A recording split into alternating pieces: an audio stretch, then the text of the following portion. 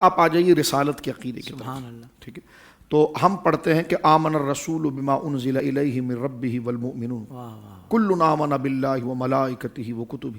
تو یہ قرآن کریم نے یہاں پر اس کو نص کے طور پر بیان کیا کہ جو اللہ رب العالمین پر ایمان، اس کے سارے رسولوں پر ایمان، اور سارے فرشتوں پر ایمان، اور ساری کتابوں پر ایمان.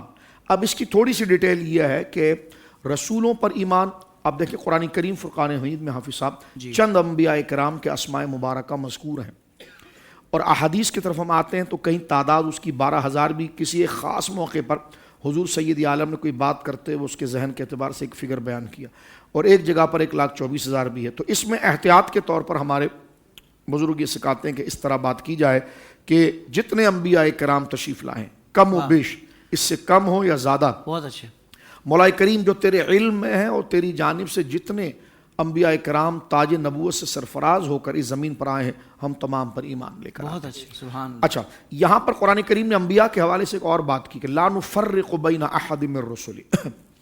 کیونکہ پچھلی جو امتیں گزری نا، ان میں تھا وہ حسد میں اتنے آگے بڑھ جاتے تھے، جس طرح آج بھی غالی لوگ ملتے ہیں کہ جناب جو ہے وہ ایک ہی طرف نکل جاتے ہیں، دوسری چیز کو چھوڑ دیتے ہیں. تو یہ غلو یہود میں بھی تھا اور نصارہ میں بھی تھا، اور یہ دونوں کا بغض میں تھا.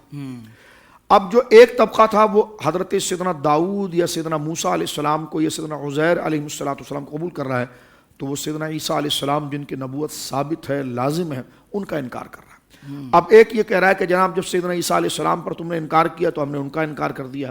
لیکن مومن مسلمان وہ ہے کہ جو ان کا اعتدال ہو. کذالک جعلناکم امۃ وسطا. اللہ نے فرمایا حبیب ہم نے آپ کی امت کو امت اعتدال بنایا ہے. وہ انہی چیزوں کو قبول کرے گی جس چیز کو قبول کرنے کا ہم نے حکم دیا ہے، اور اسی سطح پر اسی ذریعے اتنے ہی طریقے سے قبول کرے گی جتنا اس کا حق بنتا ہے. تو اس لیے فرمایا لا نفرق بین احد من رسلی، ہم فرق نہیں کرتے رسولوں کے درمیان، ہم سارے رسولوں کو مانتے ہیں. لیکن اس کا یہ ترجمہ اور مفہوم مخالف بنا لیا جائے کہ اس سے کوئی نبیوں کے درمیان جو ہے کہ وہ فضیلت ہی نہیں ہے. یہ جو آیت ہے نا لا نفرق بین احد من رسلی، یہ نفس نبوت کے انکار میں. بالکل صحیح. یعنی ہم جن کو اللہ رب العالمین جل وعلا نے نبی بنا کر بھیجا ہے، ان انبیاء میں سے کسی کی بھی نبوت کا ہم انکار نہیں کرتے. ایک ہے نفس نبوت کا ہونا، بالکل صحیح ہے کہ اس ڈپارٹ سے وہ ہے. ایک ہے ان میں رینکس اور درجے اور عہدے، یہ الگ ہے. اس کو قرآن کریم نے آگے ذکر کیا ہے کہ تلک الرسل فضلنا بعضهم علی بعض، بالکل صحیح. منہم من کلم اللہ ورفع بعضهم درجات. سبحان اللہ. کہ ہم نے رسول تلک الرسل ای جماعہ، یعنی تلک الرسل، ہم نے رسولوں کی جماعتوں کو ایک کو دوسرے پر فضیلت ہم نے دی. اللہ نے فضلنا بعضهم علی بعض، منہم من کلم اللہ ورفع بعضهم درجات.